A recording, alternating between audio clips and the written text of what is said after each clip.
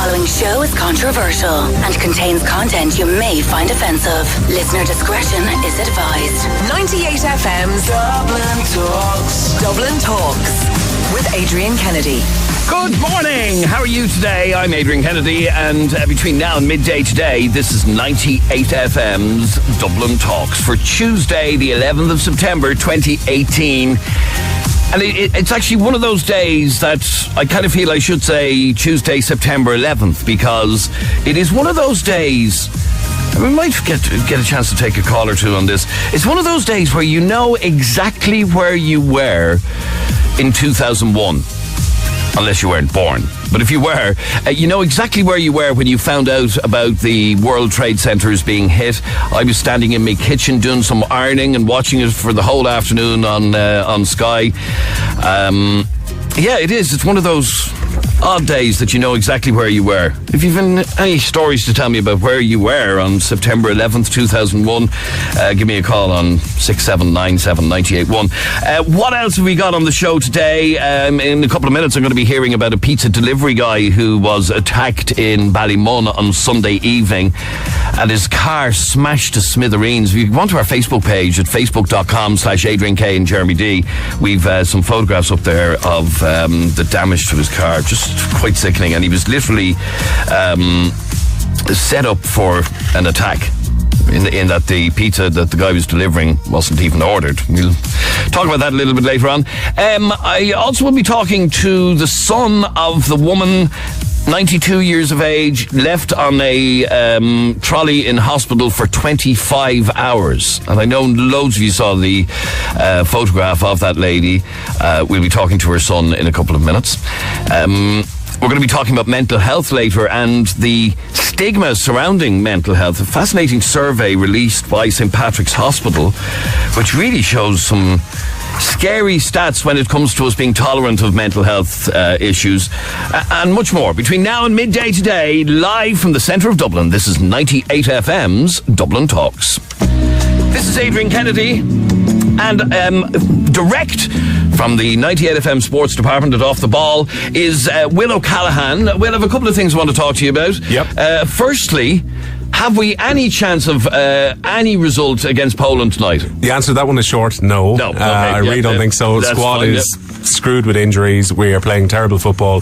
Hammered by Wales last week. Beaten heavily by Denmark. Humiliating. It just was... I can't see anything positive tonight. No, and I was interested in your audio that you played in the sports bulletins today, with Martin O'Neill basically saying, we're going through a rough period, but results don't matter. Is what he says. And like, you're a manager of a football team, of course results matter. I know tonight's a friendly. Obviously the Wales game was more important because it was a competitive game, but still, you don't want to be coming out of an international break having had 2 defeats, and potentially the worry for me would be 2 heavy defeats. I mean, Poland could have went big tonight if they're in the mood. Okay, we'll wait and see. Now, let's talk about Roy Keane, and let's talk about his, the fact that Liam Brady has called for Keane to be sacked. Unusual for somebody like Brady to speak out so openly, is it? Yeah, he's been pretty strong in this as well. Like, Brady's a former assistant manager, would have worked under Giovanni Trapattoni, would have previously, of course, watched Roy Keane as a player. He would have been, I think, quite a supporter of Keane the player, if not necessarily Keane the man.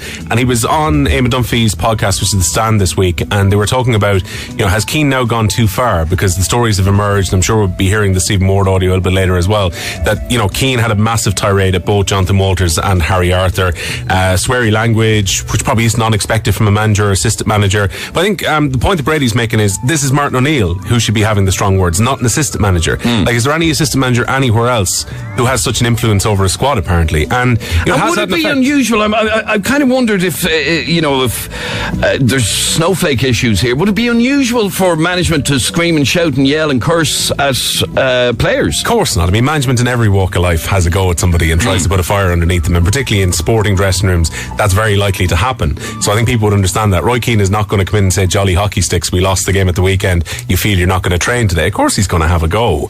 But in Harry Arthur's case, obviously he's taken this quite badly. He's decided to walk away from international football. Jonathan Walters, if the version of events, as told by Stephen Ward, are true, had no problem squaring up to Roy Keane, and the two had issues in the past as well. Like, what I think is interesting, we had two bust-ups here. These all happened 4 months ago.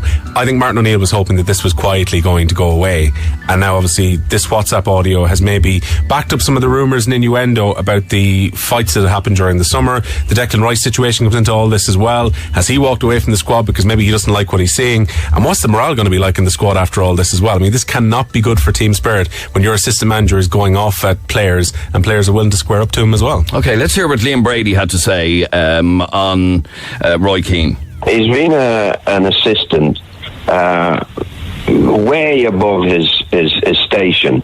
You know, every time there was an Irish game, there was a story about Roy Keane, whether he was having a go at somebody or whether he was launching another book of his. At the time, now, even I couldn't even understand how Martin O'Neill would put up with that. You know, he's got an international match and Roy Keane decides to launch his book the week of the international game.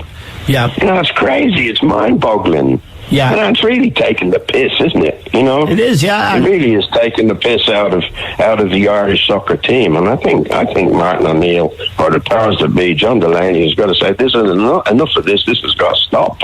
Liam Brady's probably been the strongest voice so far, and obviously, you know, he holds a lot of weight in Irish football as well. He's one of the best players ever to play for Ireland. You know, he's recently worked for the FAI as well, and he reckons that at this stage, you know, as we heard there, the Keane is just too much trouble for O'Neill. But O'Neill has entirely backed him. He did his press conference yesterday. He said, look, it's my responsibility what happens with my squad. Roy Keane's my assistant manager, and there's no way he's thinking to get rid of him. All right, we'll watch this space. Will O'Callaghan, thanks very much indeed. Let's have a listen to the leaked WhatsApp message that saw Stephen Ward detail Keane's bust-up with John Walters and Harry Arter. So let's have a quick listen to that audio. Roy was getting on the boys for not training like 3 days in a row, and Johnny's got a bit of a bad knee, so he can't like train all the time, and they're at the training ground, and him and Harry were just sitting on the bench, just relaxing, like icing themselves and stuff. So Roy walked over and was like, "Why aren't you lads training?" Like, and he obviously blatantly knew why they weren't training, because the manager would have told them. And they were like, "Oh, can't do 3 days in a row." And he was like, "Why?" He's like, "Professional footballers, shambles that is." And they both like didn't say it, and Roy walked off, and then apparently he came back over again, and he was like, "So when he's gonna train, like, you know, sick of people pulling out of injuries, like, what the f*** wrong with you?" Lads were like, "Listen, we've got problems, we do it at our clubs, we can't do it." And then I don't know, Roy said something under his breath about Johnny or something, and walked off, and Johnny lost his head, jumped off the bench, walked after him, grabbed his arm and said, "What's the story, Roy? Like, if you got a problem, say it to my face, don't walk off." And he was like, "Yeah, I do have a problem." He's like, "You're always you know, you're not training, you're getting soft, no wonder Dyche doesn't play you, you're always just looking for an argument like you are now." And he was like, "No, Roy, you're the one trying to fight, like, cause an argument." Apparently they were squaring up to each other and having it off, and had to be pulled off each other. All the lads were grabbing Johnny away from him. Johnny was going to kill him, and Roy brought up something about when they were at Ipswich, they had like a falling out as well, and he was like, "Oh, what, you threatening me again, John, like you did at Ipswich?" And Johnny was like, "Yeah, what, and you going to be a shithouse again and just send me my fine in the post rather than saying to my face?" So blew over for a few days, and then they flew out to France, and apparently Johnny just texted Roy and said, "Listen, Roy, I'm in room, whatever, if you want to come up, you've obviously got, you know, something on your mind that, you know, pisses you off about me. Do you want to come up because it's causing tension in the squad? Let's talk it out." And apparently Roy just wrote back and went, "Nah, I'm just here to help players, and people like you just stay out of each other's way. You don't need to reply to this message." And that was that. And then they got back from France, and Harry felt his quad in training again, so he wasn't training, and apparently he was getting a bit of treatment in the treatment room, and Roy walked in and he was like, "When are you going to train, you f***?" And then he was like, "What?" And he was like, "Any chance you train?" And explained the situation again, and Roy was just going off, going, "You're a you know, you're a don't even care, you don't want to train." And Harry was just going, "Roy, I'm not speaking to you like this, like, you know, I'm not listening to you, you know, you're not the manager, so, you know, you can't say anything to me." Apparently Roy was just going mad, getting like worse and worse, and Harry just got up off the treatment bed and walked back to his room, and as he was walking back to his room, Roy was just shouting down the corridor, "You're a you're a you've been all your life." That was it really, lads. Didn't come to blows, but basically Roy just losing his head. Sounds familiar, doesn't it? Anyway, there you go. We'll have to see what happens with that story. Now, next, oh yes, it is September 11th, 2018. And as I said, it's one of those dates that is kind of etched in our brains and has been for the last 17 years. I can tell you precisely where I was when the attacks in the World Trade Center happened. I was watching it on Sky News. It was, I think it was about 10 to 2 in the afternoon here. Yeah, it was 10 to 9 in the morning in New York. It was 10 to 2 in the afternoon here. And I can remember it like it was yesterday. And in fact, love to hear from you. Does September 11th, can you remember instantly where you were on September 11th? Margaret, you know precisely where you were. I do, yes. Which was? I was in Florida. You were in Florida, were you? I was, yes. And I was sitting at the pool and my husband came down to tell me what was happening. And Bush was in Florida. That's right, yeah. He was in a school. George Bush was in a school in Florida, yeah. That's right. And I was shocked to see what he can achieve compared to this country. They put up the petrol immediately and he had the army out on the spot to get it back down. To get the petrol back down? Yeah, they put it back down. So say that again. All the petrol stations put up the price of petrol immediately. Yes. And then the army was sent out to tell them to knock them down if they didn't put the prices back down. Really? I never heard that story before. No. Yes, and I could witness it. Yeah. The theme park closed for an hour, and within that hour, the security was set up to check your bags go through, to be x-rayed. Right. And that all happened within hours of... Within hours, the Twin Towers going up. Wow. And I'm sure now, you couldn't ring home or nothing like that. But I was just looking at what they're doing here with the buses and the elderly people here. The government, this government, what they're doing here compared to over there, they ought to be shot. Oh, you're talking about the way in which they treat their elderly in America? Is that what you're talking about? No, not the way they treat it. The way this country is treating the elderly. Oh, right, I'm with you. Yeah. Yeah, and in fact, the invalidity. Putting out these buses and they're looking after themselves. All right, she remembers exactly where she was on September 11th. I don't know where we're kind of going with that conversation. But anyway, I'll never forget, it says this message. A few reasons, but one is I was sent home from school for the first time of many, to be honest. I was going to get into a lot of trouble at home with my mum and dad, but they were bet into Sky News. So in other words, they were totally distracted, and she didn't get into much trouble because... yeah, actually, it's funny how you can remember even little things like that. I know I was sent home from school on September 11th, 2001, and she thought she was going to be in a lot of trouble, but it turns out that she wasn't because they were so bet into Sky News. Now, hang on, that's just another call coming in to me just on September 11th. And in a second, I'm going to tell you the story of a pizza company in fact, I'll do it right now. Firehouse Pizza Ireland. They're based in Ballymun. They have another branch in Booterstown on Dublin South Side. Sunday night, a delivery driver is delivering pizza. But it didn't go to plan, unfortunately. Stephen O'Brien from Firehouse Pizza Ireland joins me on the line. Stephen, tell me what happened on Sunday evening. Well, unfortunately, on Sunday evening, he was... just going about his normal routine. Orders came in, went to an address, and when he knocked on the door, the person in the house hadn't ordered any food. When he turned around, he saw some suspicious activities in around his car. He realised something was up, and the guys were kind of making demands off him, and when he wouldn't leave the safety of the house where he's in, they decided just to smash up his car instead, and then went off about whatever they were going to do then for the rest of the day. So were they setting about to rob him, do you think? Possibly, yeah. It was an order came in. It seemed pretty legitimate, but obviously it looked like it was a fake order. We'll investigate a little bit further ourselves. It does happen on occasion. But he followed his protocols. We have things in place for drivers to make sure they maintain their safety at all times. And he did what he did. But the result was that they took it out in his car when they realised that they couldn't either get the pizzas or the money or whatever they were after, or the mobile phones. Okay, now I've seen the photographs. They made mincemeat of the car. He's all right, though, is he? Yeah, he's fine. He suffered a minor injury to his hand. Just kind of cleared up the glass a little bit so he could get back to the shop and go to the guards and report the incident. It's very shocking. He was very frightened, obviously. I spoke with him yesterday, but he's off today. But he's going back to work tomorrow. We're going to get the car sorted out for him. And we've had some great offers from the community for help.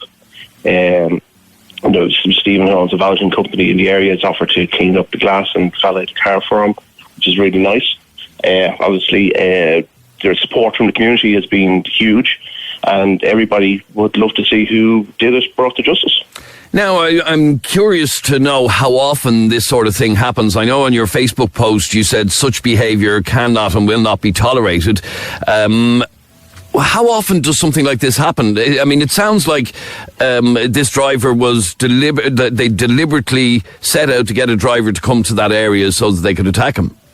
It does. It happens more often than you think. We probably have an actual robbery maybe once a month where they'll just take the hot bags with the pizzas or attempt to get money from the drivers where they actually will get something. But we've got a lot of protocols in place in the store from suspicious activities and new numbers ringing in or addresses that really don't exist. We're wise enough at this stage now to know what's what.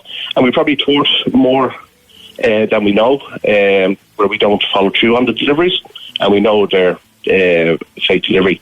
Plus areas as well, there's one or two areas where we kind of reluctant to go to, or we have a protocol in place where customers have to come and meet us.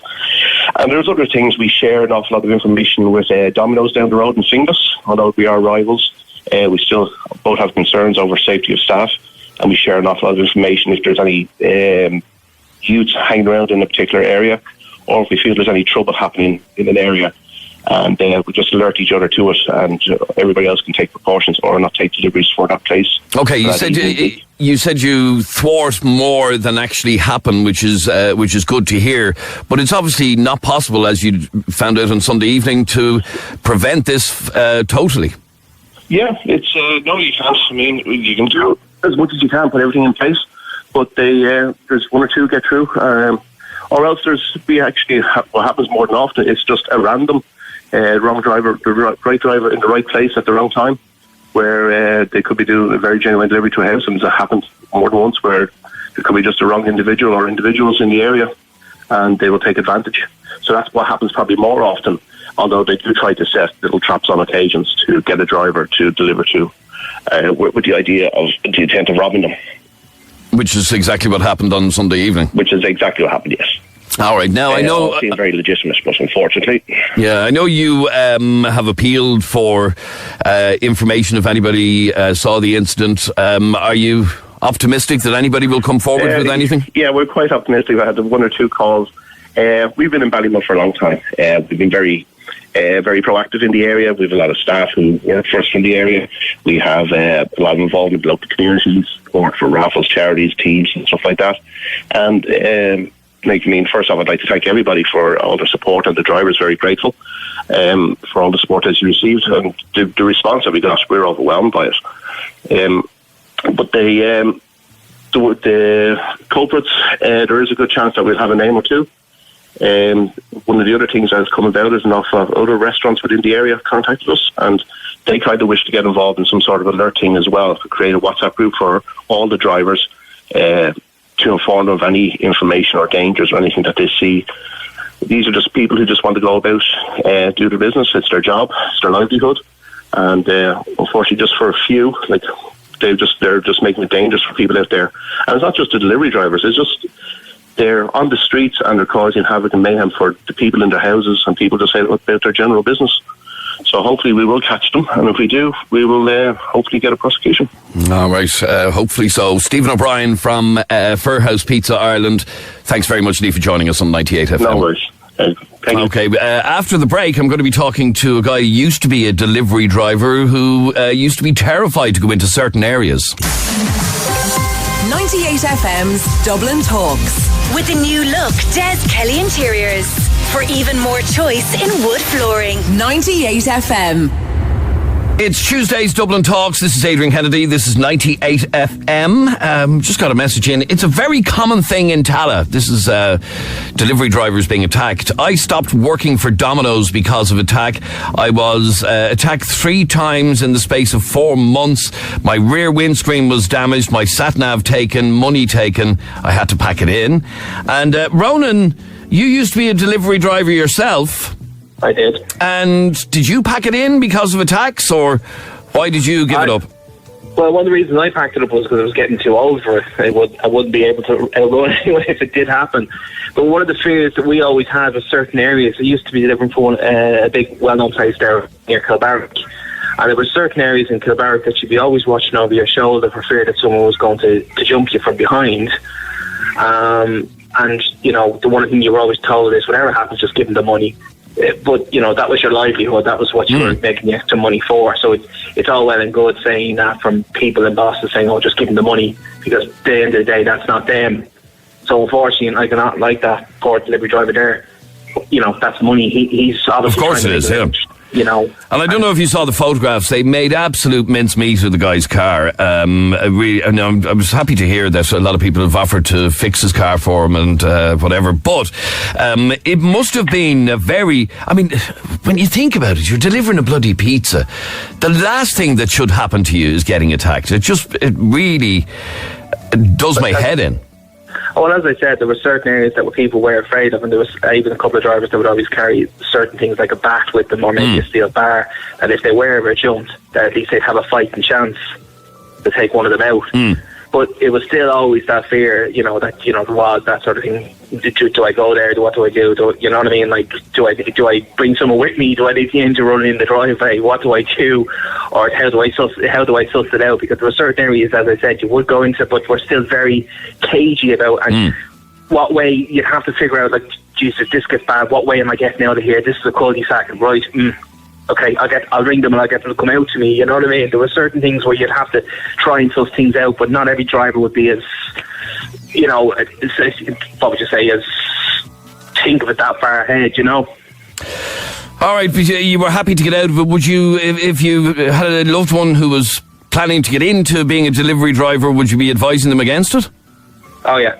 Nowadays, yeah. I mean, the only good thing in some ways nowadays, it's not about as much money anymore because of the likes of the online stuff now, that drivers don't carry as much money with them as they did years ago. Yes, that's true. Because you're now paying online. But still, I mean, just even to have your car smashed up for no bloody reason. And the other thing about it is most insurance companies won't cover you for the damage either. No, well, that's very true. Because if you don't declare that you're a delivery driver, your insurance is basically null and void. All right, Ronan, thanks very much indeed. Yeah. Let me... where am I going now? Oh, yeah, sorry. Jeremy's here in the studio with me. Jeremy, do you remember instantly where you were on September 11th? Yeah, I was at home in bed, sick. And you don't remember this, you rang me and woke me up about it. Oh, did I? Yes, you did. You rang me on the phone, and I remember I wasn't feeling well that day, and I was completely cut off from the world, and you put a call through to me, and you said, turn on your television now, and I had the television in my bedroom, turned it on, just as the second plane crashed into the South Tower, wasn't it? The second one. And I spent the next 2 hours trying to contact my family who live in America, who live in Washington, D.C. at the time, because, as you know, the Pentagon had then been hit, and you couldn't get through. You couldn't get through to the States. You couldn't get through to the eastern part of America at the time, and it took hours and hours and hours. And then I finally made contact with them, and they were safe, so that was grand. And then I spent the rest of the day, because of course I was working as a radio producer, I spent the rest of the day putting together a show all about a 9/11 in for that night, yeah. For that night, and contacting different pubs in Manhattan and talking to people who live over there. And then the two of us, actually, Adrian, we both that evening, we went down to the American Embassy in Ballsbridge. Oh, that's right. We did. Yeah. Where people were laying in. Again, at that stage, you didn't know the scale of it, okay? It was all still very raw, and people didn't know the scale of it. And I remember this vividly. Myself and yourself were standing outside the American Embassy. This was about 7 o'clock on September the 11th, the evening of it. And we were standing outside the American Embassy interviewing people, and they were laying flowers. And I remember talking to an American girl, and she was in bits. She was roaring her eyes, crying because of it. It's amazing how when you become numb to it as time passes. I was up in the New World Trade Center there a couple of weeks ago, or a couple of months ago, and a beautiful building it is. And you forget when you're standing there that's where it happened.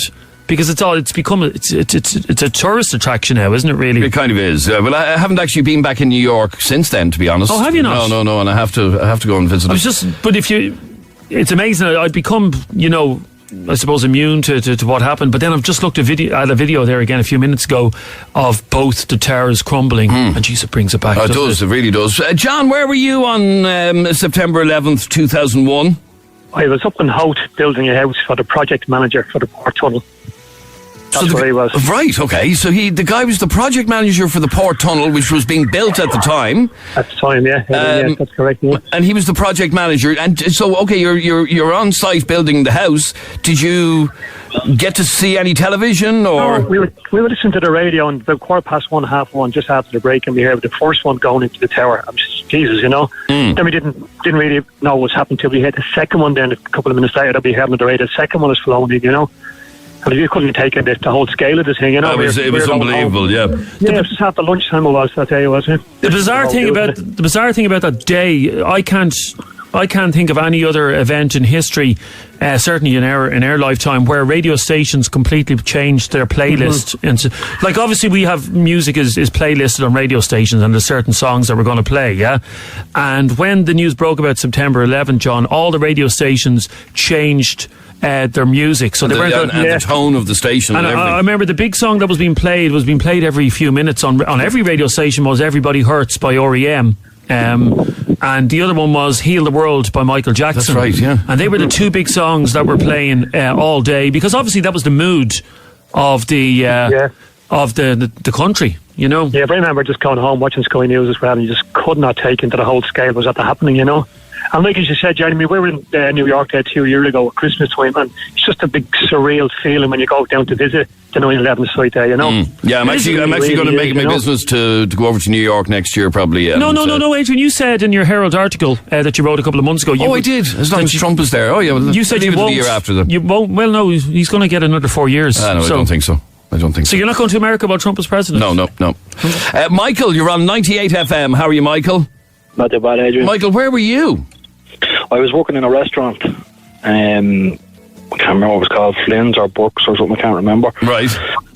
And we were in the kitchen, and someone said, turn on telly. So we turned on the telly, and I was just looking at it, and just as he turned on the telly, the second plane went straight into it. And what the heck is going on there? But it was actually very funny, because next door to the restaurant there's a special needs centre, or there was a special needs centre, and one of the lads from the special needs centre ran in, he burst into the kitchen, he goes, lads, the IRA are after attacking America, we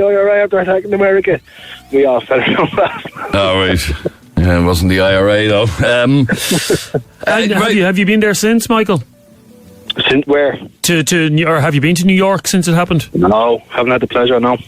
Yeah, if you do go down to the World Trade Center, to where Ground Zero was, it's someone said you go there at night and they shine two lights up. They do. So that's the building underneath where the World Trade Center was is a magnificent mall underneath it. It's absolutely stunning. And I remember being in the shopping centre underneath there before 9/11, and the shopping centre was horrible. But they've really done a beautiful job. Job down there. I don't think I could go into that, man. All the people that were killed or crushed in that, man, no way. Yeah, it is a bit creepy. I haven't been myself, and I might go next year and visit it. Michael, quick question before you go: do you like carvery? I love carvery. Good man. Yeah, man. Well, yeah, pint now. I could eat two carveries. Jesus, I found my brother. Points. Yes, you're the only two carveries. Oh yeah, absolutely. And 10 points. And that's not a word of a lie. That's got on. 2 carveries and 10 pints. No bother, and then I'll be right set for the night then. And where I'll be do ready you, for the Red Bull and vodka. you need to calm down first of all. Where do you go for your carveries? I like Dunleary. Dunleary's a nice spot. Hout. Where in Hout did you get a carvery? What's that? I don't know the name, but what's that pub? It's kind of on the harbour. Oh, on yeah. the corner. Yeah, it's a you know that one? Adrian, you know the name of every pub in Dublin. Come on. No, I don't. Come on. I know the Bloody Stream. No, it's down by the actual harbour. It's right on where in the harbour part where you go in to get the fish and all. But they do a good carvery. They do, yeah. All right, good man. Why are you asking him whether he likes a carvery It's or the not? one beside the train station, Hout train station. That's the Bloody Stream. Oh, then it is the Bloody Stream. Yeah, they do a beautiful carvery. Story in the news today, Adrian. Meet the roast with the most. MEAT. Meet the roast with the most. This is a story in the news today that says that there's a company that's on the search for Ireland's best carvery dinner. Okay, there's a contest being held, and some of the country's top pubs and hotels are to have a face-off to see who does the greatest carvery. The All-Ireland contest will pit pubs and restaurants from all over the country to find out where is the ultimate carvery. But we don't want to do the whole of Ireland because this is Dublin Talks. So we simply want to find out. Text us very quickly on 087. What's it? 0877 98 98 98. Text or WhatsApp 0877 98 98 98. Where is the best carvery in Dublin? Now, I know a lot of people don't like it. My wife won't eat carvery. Really? Snob. She says carvery is for scum. It's ridiculous. You used to say that, can I just say? I never did. badmouthed carvery. I won't drag that up again, but you did. You just did drag it up. You did actually say that. No, I love the carvery. Oh, no, you did. Did I? Okay, well, I've changed. I'm carvery all the way now. Yeah. My wife says my wife says it's akin to being in prison. That's what she said about carvery. She says because you're walking up with a tray. She says it's like something out of the Shawshank Redemption, where you walk up with a tray and they scoop potato onto your tray and then you eat it and you go back to your cell. Is she some sort of royalty or something? Yeah, she forgets her roots, that woman does. She forgets her roots. Yeah. No, I don't know. I've never been to a carvery that's like the Shawshank Redemption. Have you, Adrian? No. No. Okay, where's your ultimate carvery, Adrian? I haven't had a carvery, believe it or not, in quite a while. Really? Yeah. Because my missus doesn't like carvery either, but not because it's the Shawshank Redemption. Why doesn't she like carvery? She just has a thing about food kind of sitting there. You know, that it might be hanging around for a while. She prefers food freshly cooked. Okay, so the leg of lamb has been sitting there for 6 hours. Yes, that'll be her issue. But I love carvery, but because of herself, I haven't been for carvery even.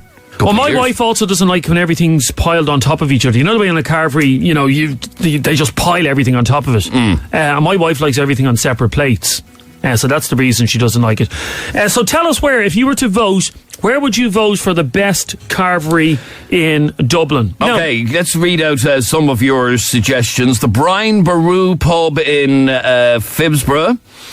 Keeling's pub in Donabate. Says that message. Where is your favourite? The Goblet or Beaumont House or the Yacht? Actually, excuse me. A few people have messaged about the Yacht. The Yacht in Clontarf. The Beaumont House, absolutely beautiful. Again, they don't just, you know the way some carveries 2 slices of beef. Yeah. No, that's ridiculous. Well, they give you half a cow. No, they give you 4 slices of beef in the Beaumont House. Well, they gave me. Also, what was the other one you mentioned? The Yacht. Oh, yeah. Yeah, the Yacht is lovely. Now, I have eaten there, yeah. And you know what's nice about the Yacht carvery, Adrian? Do you know what they do on the carvery in the Yacht? No. Garlic and cheese potatoes. Oh, they do? They actually do. Now, I'm sorry. Any carvery that does garlic and cheese potatoes, beautiful. Now, we did ask for where's the best carvery in Dublin, and the first call is about a carvery in County Kildare. Or Meath. No, Clonee is in Meath, is it?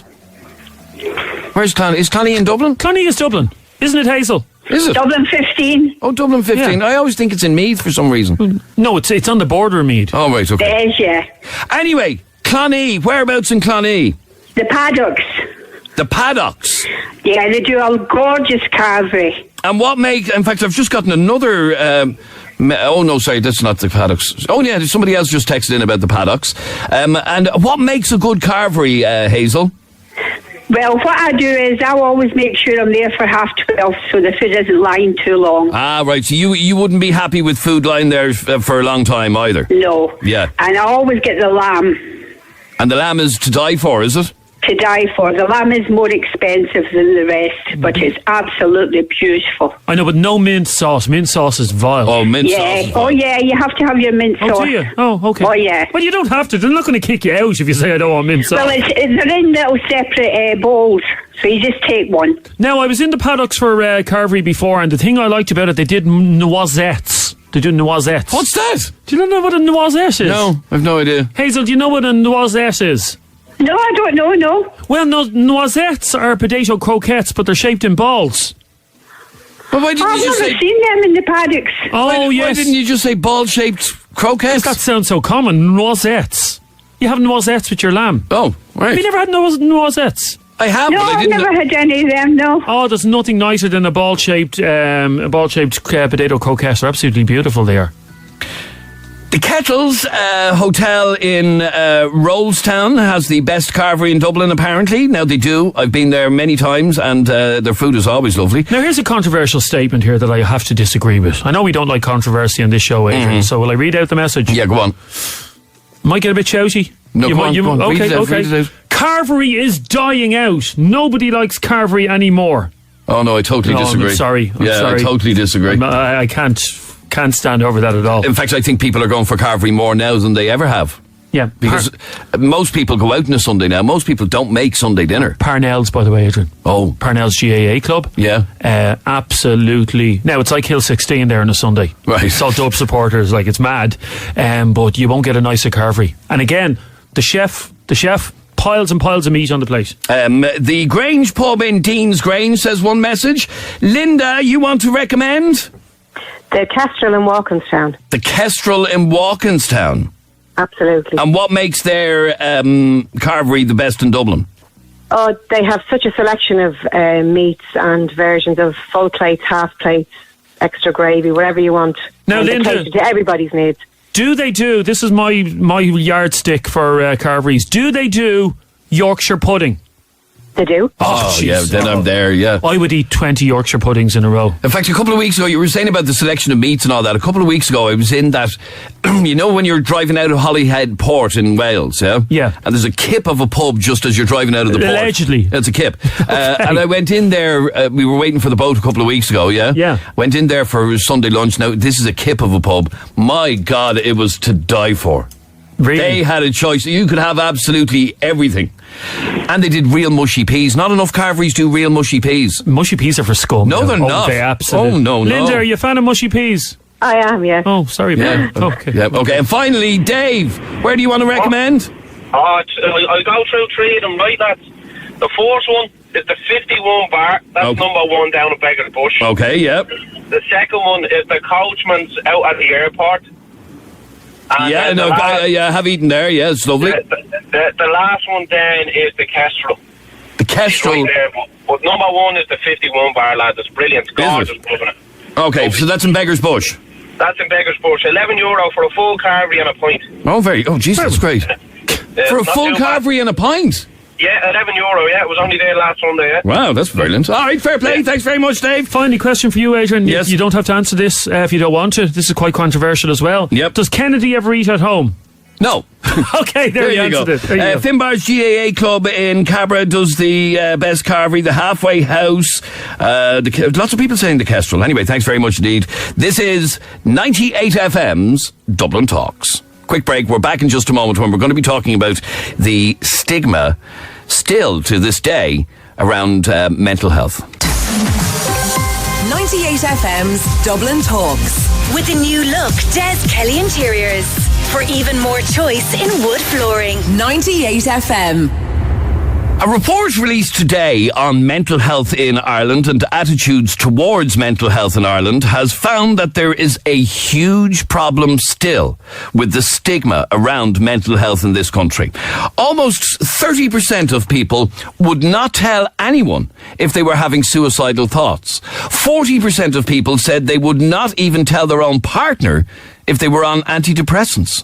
And I'll give you more of the details of this survey as we go along. But other things, 37% wouldn't trust someone who had suffered postnatal depression to mind their child. 61% of people believe that treatment for a mental health problem is a sign of a personal failure. I'm joined on the line by Paul Gilligan, who is the CEO of St. Patrick's Mental Health Services. Paul, welcome to 98 FM. Thanks, Adrian. Paul, this mental health attitude survey is kind of, if you'll excuse the pun, depressing reading for the way in which we deal with and accept mental health issues. Yes, I mean, we shouldn't discount the fact that we have made a lot of advances. It's not acceptable anymore for people to publicly declare stigmatising or discriminatory views about people with mental health difficulties. I think it's really about what we hold in our hearts and in personally. And one of the things this survey continually finds is that at a very personal level, people still carry misconceptions, misunderstandings about mental health, and particularly about people who have mental health difficulties. Now, it's even, I suppose, more worrying because a lot of people declare that they themselves have had mental health issues or indeed have a family member. So I think it's reflecting the fact that there's a lack of treatment options for people. There's still a huge misunderstanding around what is mental health and what is mental health difficulty. So we still have a massive job to do. We, if we have a family member or a colleague who's developed an illness like cancer, for example, we're able to understand it, we're able to empathise with the person and so on. But there still is that stigma around admitting that you're coping with a mental health issue. For example, I know of one colleague in the last 20 years who has ever admitted to a mental health issue. And I've no doubt many have dealt with them. Why is there still that stigma? Because colleagues, people in work will always think, what will happen if I tell somebody that I have depression, for example? And this research indicates that people believe that a person who has panic attacks might not be suitable to run a company. So, in a way, a person is correct. Maybe they should be very careful about telling an employer. So, really, this is about building people's knowledge and information. I mean, many of us, we're afraid of mental health. We're afraid of mental health issues. It starts with ourselves. We go, if I tell somebody that I'm experiencing difficulties, what will happen? And then we fear it in other people because we don't fully understand it. So it's really starting with informing ourselves and also informing our children, because as we know, children will change society over time. So they're the two challenges that we really need to face up to. And is that, say, for example, a mother who might be going through a depressive period or whatever, is it her telling her children and being honest with them? Yeah, I mean, I think it starts in families. And I think you'll find that families who are open and honest about emotions are also able to cope better with mental health difficulties if and when they arise. And then it moves out into schools. Schools have a huge job to do. I mean, we did some research recently that indicated that primary schools were facing a major challenge in dealing with mental health issues. But it's at primary school that we need to have that conversation about emotions, understanding your psychological self. And then, of course, secondary school. So there's lots happening in secondary school. But and to be fair, many secondary school children are very healthy when it comes to understanding and accepting people with mental health difficulties. And then it's in the workplace. I think in the workplace we have a real challenge because... I was just about to say that because I have known, as I said, of one colleague in the company that I work for who's ever admitted to it, but I've absolutely no doubt that there are other staff members who do live with mental health issues and just don't talk about it. And that is a huge problem. How do we break that stigma? How do we make it so that, somebody can happily walk into work and say, look, lads, I'm really sorry, I'm going to have to take a bit of time off because I'm dealing with depression or whatever the issue is? Well, there's lots of strategies, and I think, to be fair, a lot of employers are beginning to develop awareness-raising programs. They're beginning to ask their HR departments to focus on this issue. But I think, really this is about people being honest with themselves personally. I think within the workplace, if as a worker, if people can ask themselves, do I experience stress? Do I experience depression? Am I honest with my colleagues? Am I open to hearing it from my colleagues? Am I encouraging colleagues to talk about these sort of things? I think if we do it at that level, then we'll see real change. I think all the policies and strategies in the world don't really help change. It's about personal responsibility, and that's where mental health will really be tackled. Final question. What would you say to anyone who's listening to us right now and they feel that they can't speak out about their own mental health? I mean, one of the biggest principles we have in St. Patrick's is you will get better, you will recover, you will resolve a mental health issue, but you've got to take the first step, and that is talking to somebody that you trust. So today is a great day. Next in October we'll have Mental Health Week. They're really reminders to say to people who are in distress, speak to a friend, speak to a colleague, pick up a telephone. There's lots of helplines. St. Pat's has a line 01249 3333, but Aware, PA the House. All of these resources are available, but unless somebody takes the first step, it's very difficult to resolve the issues. Okay, and the point being, there is help, there is somebody to talk to you, and you don't have to keep it bottled up and keep it to yourself. Exactly, and people can live very, very fulfilling lives, even if they have the most serious mental health difficulties, and it's important for people to remember that. All right. Paul Gilligan is the CEO of St. Patrick's Mental Health Services. You do fantastic work in that place, I have to say, and it's been a pleasure talking to you. Thanks for talking to us on 98FM, Paul. Thanks, Adrian. We'll take a quick break, and I want to talk to you about that stigma after the break. Live and exclusive to Dublin's 98FM, Monday through Friday between 10 and midday. This is Adrian Kennedy. You're with 98FM's Dublin Talks. And Brendan is here with Tuesday's top headlines. Thanks, Adrian. Good morning. Irish Rail's admitted there are teething problems with its new every 10-minute DART service. It cancelled 2 services and cut another short yesterday evening as its higher frequency timetable beds in. Passengers have been complaining of cramped conditions as the company now runs some shorter carriages. A review into the cervical check scandal is expected to say a commission of investigation is not needed. The health ministers asked Dr. Gabriel Scally, who's been reviewing the cases of 209 women, to brief those affected today. A new bereavement support service for those affected by drug-related deaths is being launched in the North Inner City. It'll be run by the National Family Support Network, which is calling for more services like it to be opened. And Brian McFadden has clarified comments he made after being banned from driving for 6 months. The former Westlife star tweeted to say it was a joke that he was put off the road for speeding in England. He's since said he thought it was a joke when the judge suggested he tweet his followers for a lift. You're up to date on 98. 98FM's Big Swim. Brian Mars, 10K across the bay. 10K across Dublin Bay this weekend on Sunday the 16th. 98FM's Brian Marr. He's on the fix. He's on between 7 and 10 at night, in case you haven't heard him. Okay. Anyway, this Sunday, this is something else I have to say. Brian will be swimming from Poolbeg Lighthouse to the 40-foot in Dunleary. Now, I get tired driving that. It's a distance of 10 kilometres. So to put this into perspective as to what he's actually doing, swimming 10 kilometres is equivalent to swimming the entire length of Croke Park 62 times. That's a lot of swimming. Anyway, here's where you come in. We want your help, because the reason Brian is doing this is to raise money for Special Olympics Ireland to help send athletes to the World Games in Abu Dhabi next March. Each athlete must raise about $5,000 in order to take part in the World Games. But with your help, we can hopefully cover the cost of sending a couple of athletes to the World Games. If you'd like to support Brian in his big swim this Sunday, please log on to 98fm.com/thebigswim.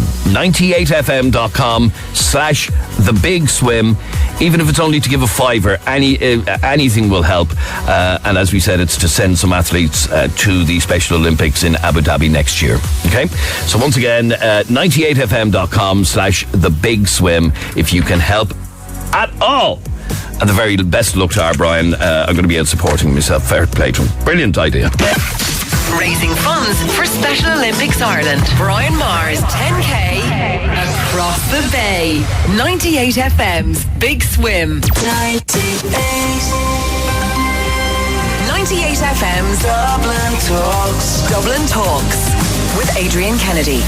It's Tuesday morning. Good morning. How are you today? I hope everything is good with you. I'm Adrian Kennedy, and between now and midday today, this is 98FM's Dublin Talks.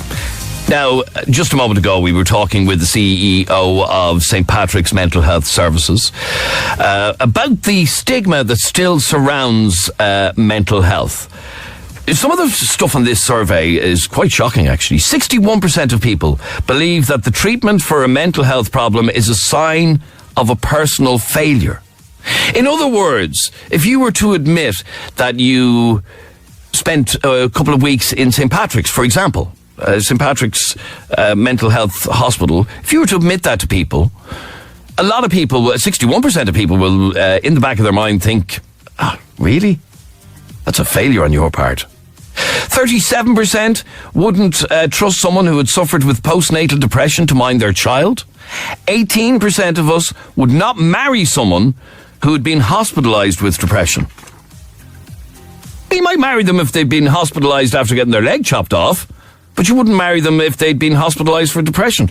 It's a kind of it really is a survey that paints a picture of a country that we just don't have an understanding or a tolerance or an acceptance of somebody living with mental health issues. 57% of us are afraid of experiencing mental health difficulties in the future. Let's take some calls on this. Our telephone number is 6797 981. You can text or WhatsApp us 0877 98 98 98. Emma, you're on Dublin's 98 FM. Hi, Emma. Hi. Emma, your point is that you live with severe anxiety since you were a child, but you can't expect people to understand it. No. Why? Well, like, if people are being ignorant and they're just, like, pricks about it, and sorry about that, and say, like, oh, it's all in your head, or you have, or, you know, like, you're just a spoiled brat, or not even that, like, people just generally don't want to hear it because it's everywhere now and it's just not getting the recognition that it needs. Like, you see people killing themselves, and, like, the point your man made, that it's like a failure. Like, imagine what them poor girls that died in them homeless accommodations felt.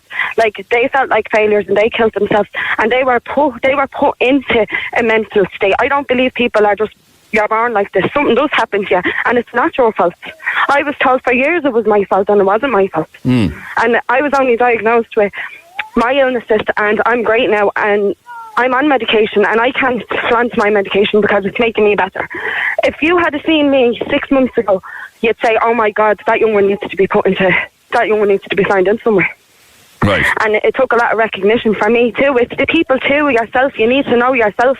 But I've had friends and family members say, will you go away, that's all in your head, and there's nothing wrong with you, you know, you're attention seeking, and that's not true, like, you know. Do you admit to everybody that you suffer severe anxiety? Oh yeah, I do. Yeah, I'm like you make points. I'm unpredictable. I'll say things. Sometimes I could be sitting there and I'll be grand, and then 20 minutes later I'll be so paranoid, my whole body will be shaking, and I don't know what's wrong with me. Like, that's why I've recently got with my partner. I'm with him a few months, and he knows every bar of me, because if you try and hide it, you look a lot worse than what you actually are. Because I did try and hide it for so long, if you understand. Like, people were just thinking, like, oh Jesus, like, what's wrong with that young? Do you know what I mean? Do you know the way? So your point is, though, that you can understand if people don't understand it. Yeah, I understand completely, because I don't understand it myself. So I understand, like, that. No, it is terrible that people are, like, it is, like, frowned upon, and you wouldn't trust people around that are with postnatal depression and everything. It's all something that we can't control it. If we could control it, it'd all be better. But a lot of people, now this is just in my opinion, a lot of people like it say, I'm terrified, I suffer with anxiety, and there's nothing wrong with them. Do you know what I mean? Anxiety is a real thing. So the point being, and I kind of agree with you on this, there are people claiming to have some sort of a mental health issue just as an excuse for or whatever, and they're actually doing a disservice to people who really suffer. Yeah, so like when I had to ring a day hospital to get seen by a psychiatrist, and I rang when I was on a waiting list, and I rang one time hysterical, And they said, oh yeah, we'll put you into an anxiety group. And I said, I don't need an anxiety group. I saw a doctor 10 minutes later, and that doctor said I should have been seen when I was 9 years old. He said, it's over, everybody just coming in. Like, I went into the waiting room and there was about 30 people in there. And they are fine. I know these people, I know a lot of them. You know what I mean? And okay, so people are claiming to suffer. They're claiming to suffer when they don't suffer. Right. And the real ones that, now, don't get me wrong, like, I'm living a great life now. Do you know what I mean? But there is people that's a lot worse out there than me, and I just feel so sorry for them. Because it's because of the people that's claiming to be ill that aren't ill. It's the same with, like, the drugs. Do you know what I mean? The whole drug epidemic that's going on with the prescription pills. All you have to do is go into a doctor and say, I suffer from anxiety, and he's going to give you a load of D5s or D10s. Do you know what I mean? When it's people like me that don't want that sort of medication. I'm not on sleepers or relaxers. I'm on simply medication to help what's wrong with me, to stop it, to prevent it, and to help what is wrong with me. Do you get me? All right, stay there for 1 second. Let me read just this message that's just come in, and it says, I'm in my late 40s. I am suffering depression. I consider suicide every day. I've told my family members I'm not feeling great. I've been told to get my act together. They think I'm looking for sympathy. One of my closest family members has turned their back on me. I'm so scared to commit suicide, so I probably won't. I don't want to talk on the phone. There is no help out there. Now, the only bit of that whole sentence that I disagree with is that last sentence. There is no help out there. There is help out there. And as you heard from Paul, the CEO of St. Patrick's, you are the one who has to make the call. You help isn't just going to arrive in your door. You have to go and seek help. And I'll give out phone numbers in a couple of minutes of all of the various help services available. And even one that, as I was talking to Paul, he actually gave me a phone number which was for St. Patrick's itself. And you can call them directly. You can say, I heard your boss on the radio, and their number is 01249 3333. That's St. Patrick's Mental Health Services, 01249 3333. But I will give out numbers a little bit later on. But anyway, the point I'm making to that person who sent that message in to say there is no help out there, there is help out there, but you have to go and seek it. Jordan, you're on 98 FM. How are you, Jordan? I'm good, Adrian. How are you? I'm grand, thank you. You believe that the reason that people don't speak out about anxiety and depression and so on is because they're afraid of being judged. Yeah, well, I can only speak from my own experiences with depression and anxiety. Now, I don't suffer with anxiety or depression myself. I'm one of the lucky ones. But I know my very close family members do. Just to give you a little bit of a backstory, in the 90s, my two parents would have had a stillborn daughter. And instead of being able to talk about it and really, like, being able to discuss how they felt and how it made them feel, it was all brushed under the rug. You didn't speak about it, and that was it. So if you had any negative feelings, it was because your character, your person wasn't what it should be. And even to this day, like, my parents won't speak about it to anybody, to me, to their parents. It's just one of these really taboo subjects that is, like, and it still affects them to this day. And it has kind of not even come down to me and, say, my other siblings. Because, like, if, say, me, for example, I'm having a bad day, my parents can say, well, you don't know what a bad day is. So it's clearly that reflection of, oh, well, like, if we can't speak about it, why should you? So I don't know whether it's like... And that seems to be part of the problem, that, you know, some people like to present this image, oh, I'm grand, I can get on with life, where really they are suffering and really they should reach out for help. Yeah, I think we live in this society though where I am strong, I can do whatever I want and it's not going to affect me, where realistically we should be promoting people to say, no, it's not, I'm not okay today. That kind of, it's just so much as everything is fine, everything is grand. It's the Irish saying, oh, sure, it's grand. We live by that mentality regardless of what the situation is. Yeah, you see, I think, but I think part of the problem with people's tolerance of and understanding of people with mental health issues is the person themselves. I got a message a second ago, actually, right? And it's from a man. Let me see if I can find it here. Oh, yeah, here he is, right. So he says, I suffer from anxiety and depression, and my job honestly don't know what to be doing with me. I had to take 2 weeks off recently while I changed my meds, and to say it's been a rocky road is an understatement. He goes on to say, Pieta House are brilliant. I'm waiting for a therapist appointment, blah, blah, blah, blah, blah. But then when we contacted him to ask him would he talk about it on air, he said... I wouldn't want my family and friends hearing me on the radio when they don't know that I suffer. And that's the point that this conversation is about. Why does he not want to let them know? Because if he, God forbid, had cancer, he would let them know. Yeah, I think people are just afraid of what other people would think of them.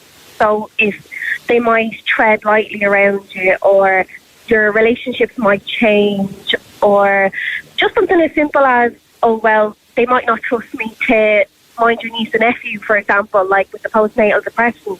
Like, that can change somebody's life if you feel like, oh, they won't trust me around my own family. That's huge. So I think that's one of the reasons is that they're worried about change in their everyday life when everything is already up in the air. If something else changes, well, then that's something else they have to worry about. So I think personally that's where it comes from, is that fear of the unknown, of how they're going to react. Like, maybe their parents will be the most supportive people on the planet. Absolutely, and you don't know until you tell them. Exactly, but I think it's just this. I think that's the same with everything, though. It's the fear of the unknown, the fear of change, and how your life will ultimately change because of this. All right, stay there for 1 second, Jordan. 6797 981 is our telephone number. You can text or WhatsApp us on 0877 98 98 98. Sarah, you're on 98 FM. Hiya, Sarah. Hiya. Now, your partner is currently suffering quite badly. Yeah, really badly. He has bipolar disorder 2 and emotionally unstable disorder and generalized anxiety disorder. Okay, and tell me about the impact that is having on his life. So for years it's had a huge impact where he's been in and out of hospital, but only last month he told me he was feeling suicidal, and so I sent him to the hospital to go to A&E and try and get help, and he was out there for 5 hours, and they had told him there was 2 beds there available for him in the psychiatric unit, but bullied him into coming home. And the next night I noticed he was acting a bit strange, and he kept asking me why I wasn't going to bed, and I just felt like I couldn't go to bed. And when I finally got out of him, he had taken 40 plus tablets and was looking to die. He was about to go throw himself in the river. That's why I kind of noticed there was weird behaviour, like that he was looking to try and get out. And when we brought him to the hospital, the psychiatric hospital, the general hospital looked after him really well and got him out of a coma and really, saved his life. But the psychiatric hospital wanted to send him home again the next day without any intervention. Now, in fact, only last week on this show, we were talking to a lady called Lauren McCool, who went on to social media about her exact experience in it was Beaumont Hospital, and she was sent home and told to get some exercise and go and see her friends. That was the advice she was file. They write out a report every time you go in there and you come in as suicidal or whatever. They write out a report, and he said actively suicidal with plan.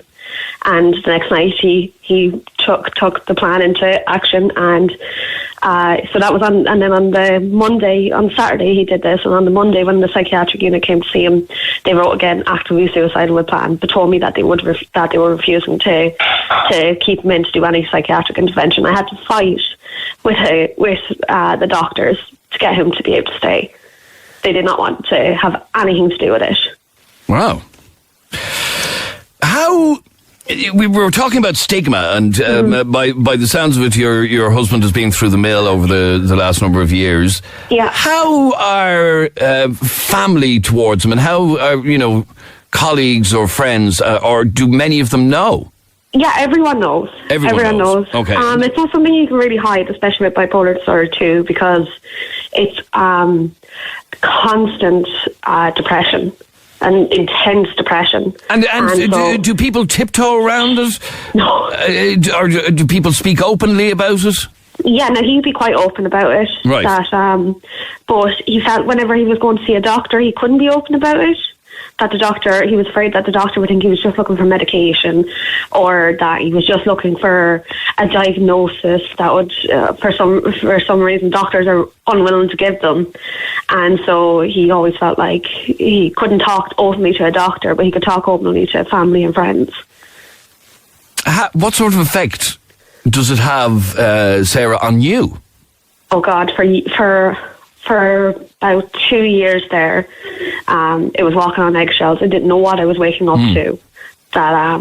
In fact, I was in St. Patrick's Hospital recently, and they had a painting up on the wall, and the painting showed somebody walking on eggshells, and it said it all. Actually, it was a great way of describing it. But do you find it easier to cope with now? Now I do. I've done my own research into the disorders and made sure that I was aware of all medications, anything that I would be looking out for triggers that. Oh, she just got cut off for some bizarre reason. I don't know why that happened. Wayne, you're on Dublin's 98 FM. How are you, Wayne? Hi, Adrian. How are you? Good, thanks, Wayne. What did you want to say?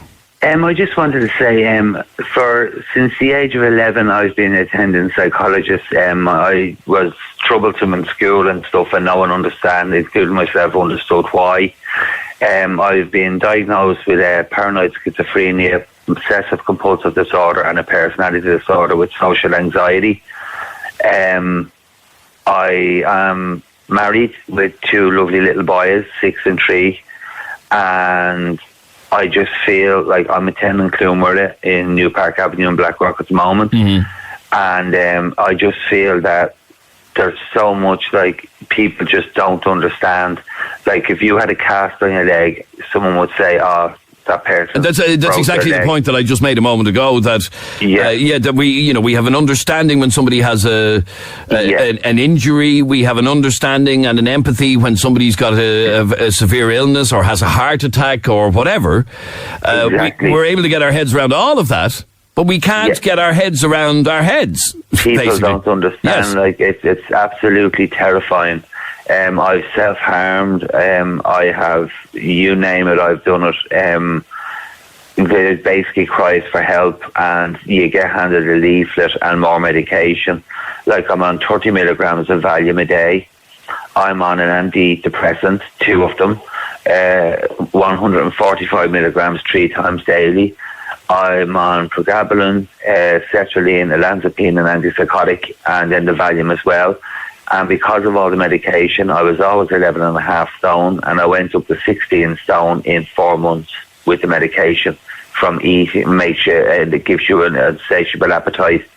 Now I've managed to get my weight back down to 14 stone, but I feel medication. I didn't want the tablets. I wanted help. I wanted to be able to talk about my problems. Yes, indeed. And it recently came up. In fact, it's something that we only discussed on the programme a while ago.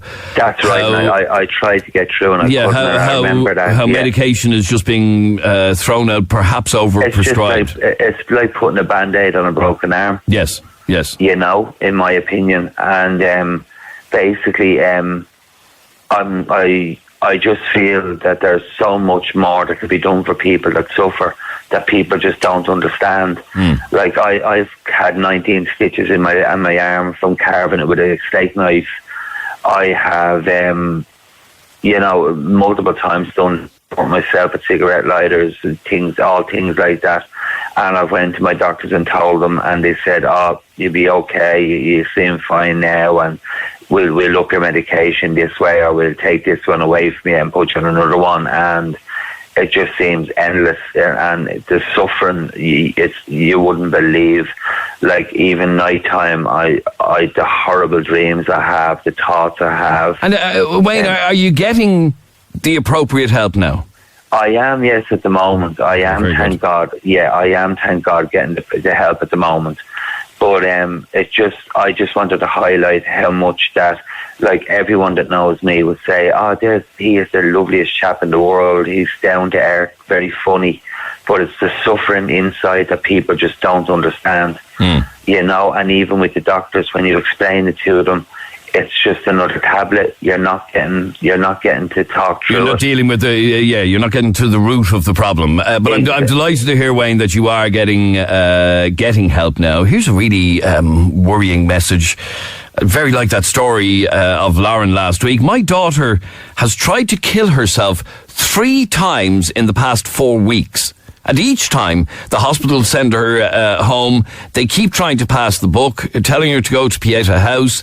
This country is a joke when it comes to mental health, says that message. I have to take a very quick break. There's a lot of interest in this, and there always is when we touch on topics like this. We're back in just a moment. 98FM's Dublin Talks. With the new look, Des Kelly Interiors. Helping you choose the perfect carpet. 98FM. We're in the middle of a conversation all to do with the stigma around people living with mental health issues, be that depression or anxiety or, you know, people who've been hospitalised for treatment or whatever, and the sort of attitude that people have towards you then. Marie texted in to say, you just feel a burden to other people. And that kind of becomes, I imagine, a vicious circle. Let me go to line 2. And Holly, you're on 98FM. Hiya, Holly. Hey. Hi, Holly. How are you? You are quite open about admitting that you have mental health issues. Yeah. I suffered with anxiety and depression for about 8 years. Right.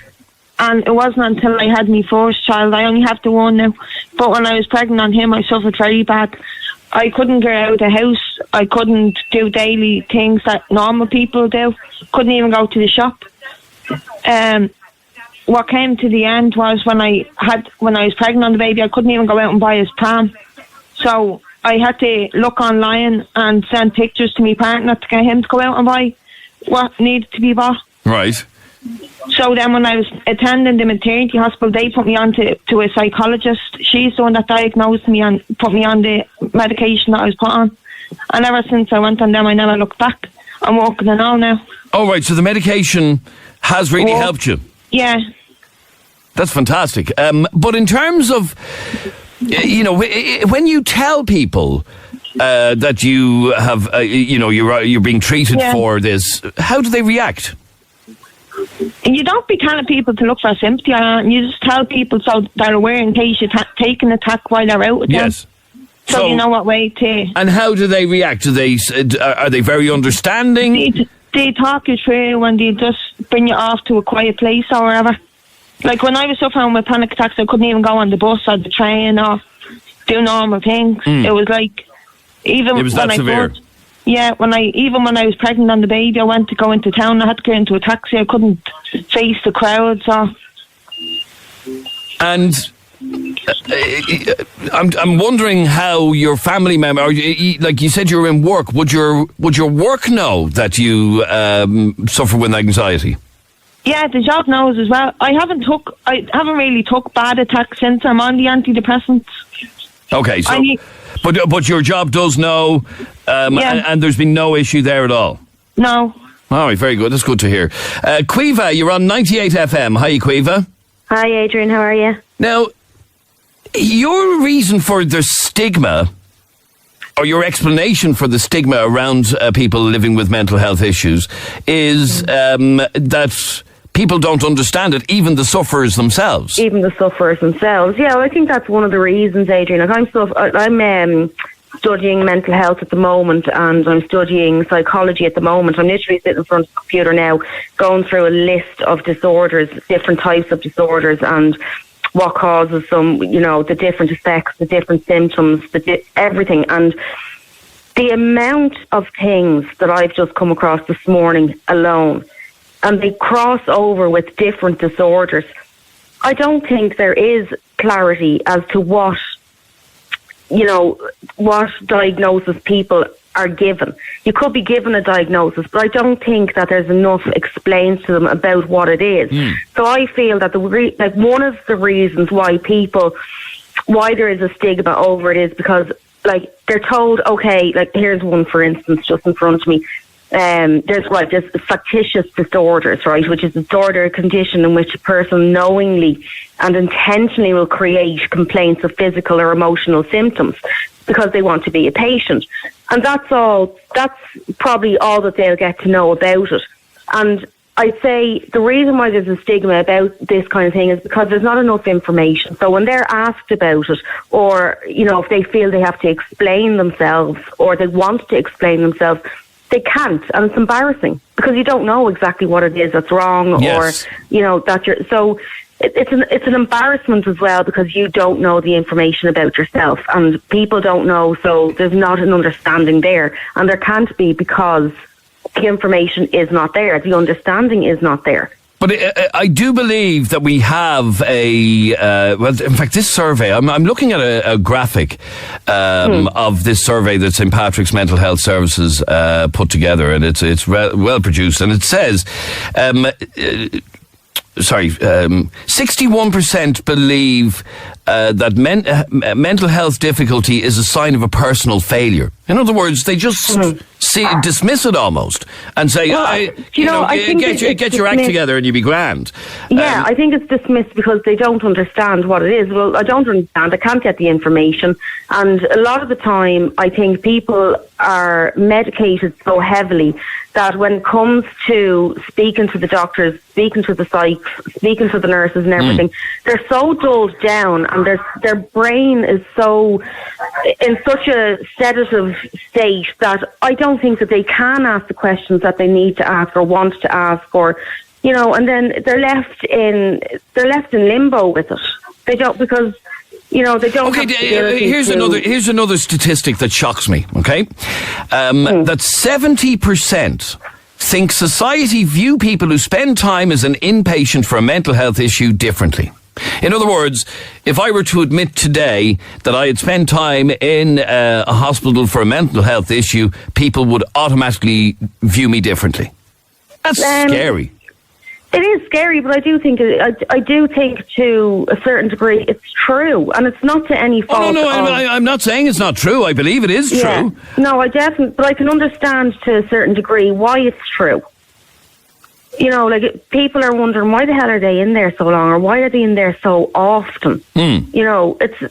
And I think a part of it is as well as like human nature, the want to know, be nosy, and the want to know exactly what's going on, and, you know, and because they aren't in the middle of it, you know, they'll just say, oh, you know, they'll put it down to, oh, Jesus, in again, or, you know, and they're passive about it and that kind of thing, and as a result, instead of sitting down and, you know, finding out about these kind of things, they'll put a stigma on and say, oh, mentaler, or, you know, looking for attention, or whatever the thing is. But because it's such a personal thing to people, a lot of times, you know, you don't want to be talking about something so personal. You don't have the information yourself, and it's not something that you should be asking people. All right, stay there for 1 second. Pamela, you're on 98FM. Hi, Pamela. Hiya, what's that lady's name there, please? Her name is Quiva. Quiva, yeah, I think you need to hang up the phone. You're actually doing my head in. Wait till I tell you. You can be sitting on your computer and studying psychology and all this jazz and whatever the hell you're studying. You're probably really upsetting a lot of people out there listening to the crap coming out of your mouth. You're talking and saying that there's this disorder where people want to be a patient, and if you have a disorder, people are very curious and they want to know what's going on, and why are they back in again and they're looking for attention. You haven't a second clue what you're talking about. Sorry to cut across you, Pamela. I have to say, sorry. Sorry, Quiva. Pamela, what she said is true. People do ask questions like that. What's she doing in the hospital again, or whatever? They do. Yes, I'm not saying. I'm not saying. Listen, who the hell are they? Like, who gives a damn what they're saying? Really and truly. Why are you so wound up about it then? Pamela. Because you're sitting there, and there's people who are actually probably very ill at the moment, listening to the stuff coming out of your mouth. Pamela, relax. Talking anyway. Relax there for a second. Hang on. No, people will talk anyway. Pamela, what I said is, right, for instance, factitious disorder, which is an actual disorder, and the conditions in which a person with factitious disorder will show is that they intentionally create complaints of physical and or emotional symptoms. Like Munchausen. Now listen, hang on. To you. I have to listen to you. Hang the phone up then. Okay, I can't hear both of you and you're shouting, okay? Let's have a civilised conversation if you don't mind. Well, she had her say. Can I finish my point, please? Yeah, she had her say. Right, thank Go on. you. Basically, we live in a country where absolutely everything is swept under the carpet. Years and years ago, all of a sudden there'd be 5 members of a family, and the next thing there's only 4. Where the hell did Johnny go? Nobody knows. Oh, he was very sick. Johnny hung himself out the back garden in the shed, and it was never talked about. This is why there's a big stigma. It's not about your woman with her disorder and this person doesn't realise that they have a disorder, or the neighbour down the road is concerned about why is he back in hospital and the gossip. Who gives a damn about the gossip? People are going to gossip it in any ways. We're not talking about the gossip. The stigma is because of it's like what went on in the church. It's like all the stuff coming up with the HSE. Everything is hidden in this country. Okay, hang on, Pamela, if you let me get a word in edgeways here. 70% of people in this St. Patrick's survey view people who've spent time as an inpatient for a mental health issue differently. Of course they do, because that's what they were. Their parents were thinking that, the people before that, because if they weren't, it wouldn't have been hidden. It was hidden years ago. I mean, you can't deny that. You can't deny the fact that all of a sudden somebody in a family has died and it's not mentioned at the funeral, or like there was no mention they were sick beforehand, and they just died suddenly or tragically after they died of TB. They didn't their eyeballs die of TB. They hung themselves. They commit suicide, and it's all hidden, and it stems from, it's up to us now to change it, but it's going to be very, very difficult while you have the old generation, and it's just the way it is in Ireland. It just sticks to you like glue. It sticks to you like glue. So, that's my point. But and you're dead right. I agree. I know, older people will be the type that'll say, "I'll just sort your stuff out and get your act together and brush your collar off and get on with it." Yes, I do agree with that, and maybe things will slowly change over the next number of years. Thanks very much indeed for your call, Pamela.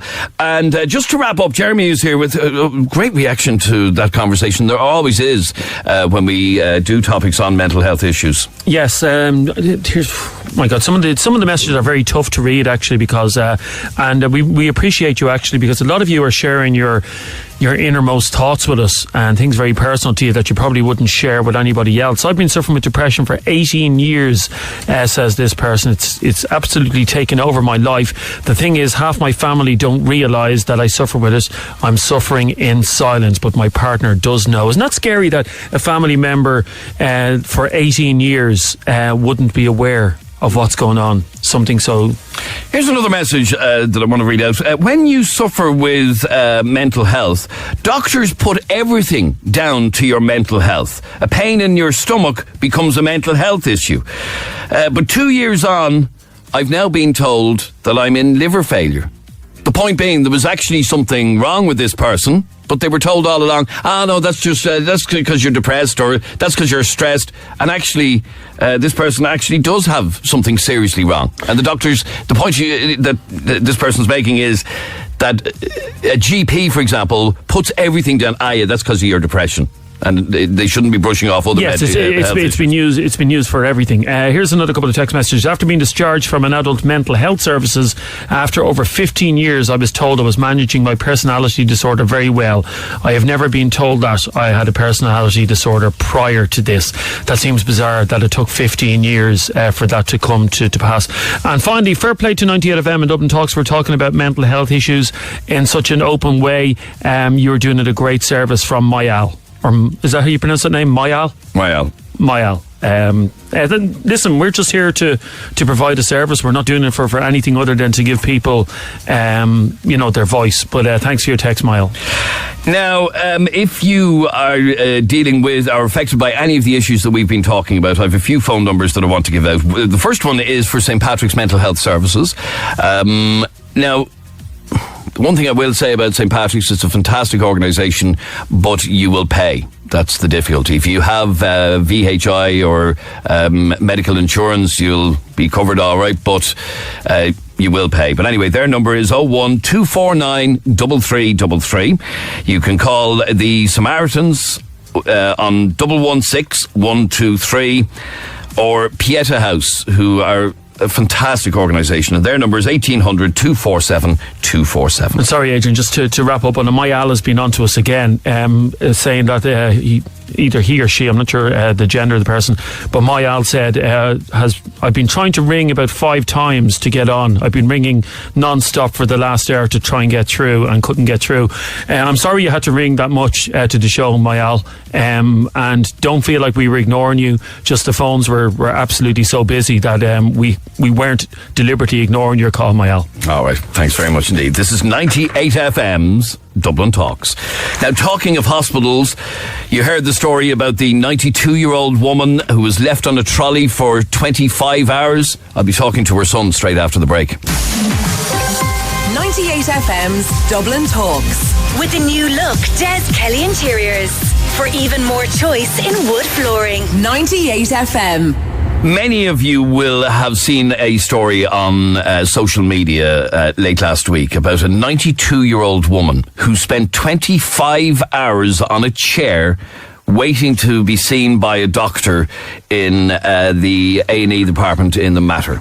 25 hours sitting on a chair at 92 years of age.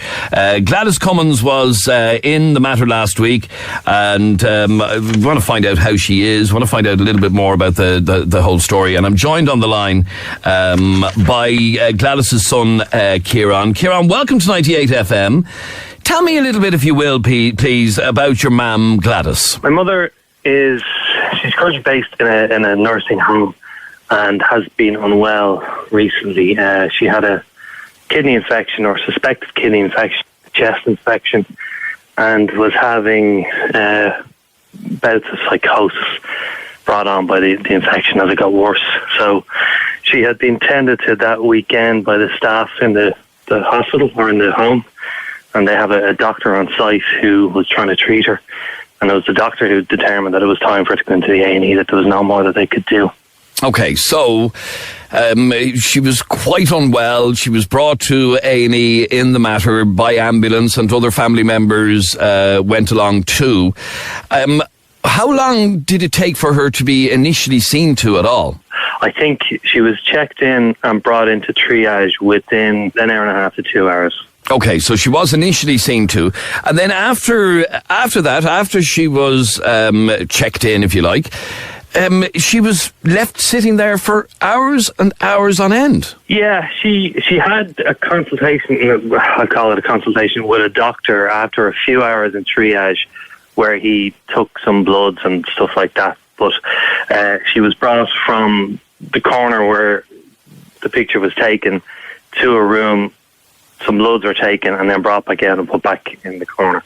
And that's where she remained until she was given a trolley at about 1 o'clock in the morning. I think we were brought into a small little room, not a room, but a cubicle beside the area where the picture was taken, and given a trolley. That was about 1 o'clock in the morning. And then the following day, she was finally put in a ward. So in total, she was left in a chair or on a trolley at 92 years of age for 25 hours. 25 or 26 hours, yeah. Now, she wasn't on the trolley. She's not mobile, and she's not able to stand up and get into a trolley. So she was swapped from a chair to a small wheelchair and back to a chair. And indeed, the photograph that your sister published on social media, which has been seen by thousands, shows your mum in a chair, asleep, covered in a blanket, at 92 years of age. Yeah, that's correct. Yeah. The reaction to the posting of the photograph of your mum has been seen, as I said, by thousands, and the reaction has been quite venomous toward the health service for treating a woman of her age in that way. How do you feel about it, and how do you feel about the reaction that there has been? I'm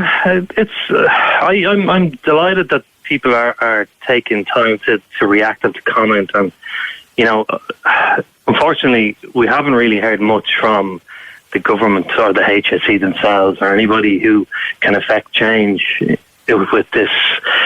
I'm disgusted at how it goes on. But the thing is, I wouldn't imagine there's one person in this country who can't say they've been affected in some way in A&E anywhere in this country. Absolutely, yes. Over the past 4-5 decades. The same thing happens time and time again. And, there's uproar. People do things, the HSE, the government, they make claims they're going to change things, but it never changes. This isn't an attack in any way on the nurses, on the junior doctors. They're doing the best they can with what they have. And that's the issue is what they have. And what they don't have is the numbers in the hospitals to take care of everybody and give them enough time to kind of speed this up. One of the issues I think a lot of people have is they believe that when it comes to somebody of your mother's age, they just should not be left hanging around for that length of time, that they should be prioritised, particularly when they're as aged as your mother. Would you agree with that? Obviously, she's 92. She's very frail. She was visibly confused, these bouts of psychosis that she's having as a result of the infection leave her unaware of where she is from time to time and unaware who she's with. She woke up with me at 4 a.m, very confused. Believed she was at home at first and then realised she wasn't and then started to panic. And someone like that, someone going through that, needs to be comforted, needs to be cared for with, I'm not an expert in this, but they need to have somebody there who can deal with that situation. And the people who were there, the nurses, the majority of the nurses who were running around me at that time of the morning were student nurses who weren't qualified. And I know that because I overheard them talking to each other about where they should be, but where they had been placed, which was in the emergency department. They're not really qualified to take care of a lot of the things going on. And the person who is, the nurses who are so stretched that they don't have time to run back and make sure that these student nurses are getting on okay. So it's a resources issue in terms of staffing and the appropriateness of the staff that are in the A&E department. Like I said, I think an awful lot of people believe that somebody of your mother's age should be given priority, should not be left sitting in a seat in which she was for 25 hours. And I do understand what you're saying, that you're not being critical of the staff. It's just they're working with what they have. What is your message to the Minister for Health? If Simon Harris hears about this conversation, and I know he's very much aware of the story of your mother, what would you say to the Minister for Health? They need to look. I know they look at the HSE all the time. They have a budget, but they need to look at how they're going to entice more staff to take up the role of, they need to get people into college to become nurses, to become doctors, a lot more. They haven't got the numbers. And to be honest, if I was a person thinking about going into nursing and I was listening to all these stories, I'd be terrified. I wouldn't actually want to become a nurse and take the abuse that they have to take, work the hours they have to work, while training. So they need to look at it from there and then make it a job worthwhile for the nurses. Finally, I have to find out, how is your mum Gladys now, after being in the A&E for that length of time? Has she made any recovery since? She's still in the hospital at the moment. She is recovering slowly. They're still looking at the reason for the psychosis, let's say. She's feeling better, but she's still going in and out of knowing where she is, and the confusion of, I suppose, waking up and not realising where she is. She's it's kind of like if you've ever met somebody or talked to somebody who has dementia. Mm-hmm. It's similar, but it's not dementia. My father went through that, and we're very, very aware of that. Just to throw something in there, my father was left on a chair in the Mater in A&E over 10 years ago, maybe 13 years ago, for a couple of days as well. So again, this isn't the first time we've been through this. Well, look, I hope your mum makes a recovery, not helped by the fact that she had to sit in a chair for 25 hours. And I'm delighted that your family have highlighted this story. It's amazing the power of social media with something like this. It's sad that it had to come to that your sister published the photograph. But I think if more people do stuff like this, the government will eventually realise that this is such a widespread problem. Yeah, they have to stand up and they have to put their hands up and say, okay, we need to deal with this now. We need to look at it from every aspect and figure out how they're going to improve the times and get people in, get the right people seen to quickly. You know, there's wards upstairs that are closed. They don't have staff to run them, to open them. So, you know, I worked with a person before whose brother was in charge of James's hospital, and he was telling me lots of stories a long time ago about how they would close off wards day to day simply because they couldn't staff them. So there are beds in these hospitals, but there's nobody to take care of them. So that's an issue they need to sort out quickly. As I said, Kieran, I appreciate you yourself and your sister talking about this and publicising it, and I wish your mum a speedy recovery. I hope she makes a full recovery. And thank you very much indeed for talking to us on 98 FM. Thanks for taking the time to talk to us and highlighting the story. All right, you're very welcome. All right, now, just before we go, if you want to get in contact with us for anything for tomorrow's programme, send us an email right now to dublintalks@98fm.com. That's it from us for today. Barry Dunn is on the way, live from Dundrum Town Centre, and in the next hour, he's got some great music lined up, like these.